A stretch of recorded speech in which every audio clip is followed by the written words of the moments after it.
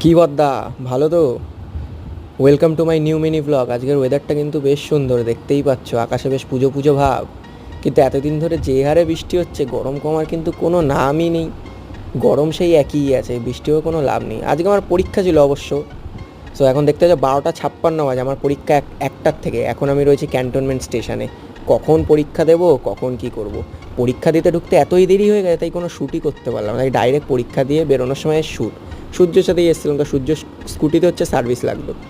সেখানে গিয়ে আগে আমরা মোবিল চেঞ্জ করি। মোবিলটা চেঞ্জ করাচ্ছিলাম যখন, সূর্য ওখানে মেয়ে দেখছিল গেটের সামনে দাঁড়িয়ে। তারপর এখানে আমরা নতুন মোবিল গাড়িতে অ্যাড করছিলাম। এই নতুন মোবিল অ্যাড করতে করতে কখন সময় পেরিয়ে গেল আর এত খিদা পেলো, সো আমরা চলে আসলাম চায়ের দোকানে আগে একটা কিটক্যাট খেতে।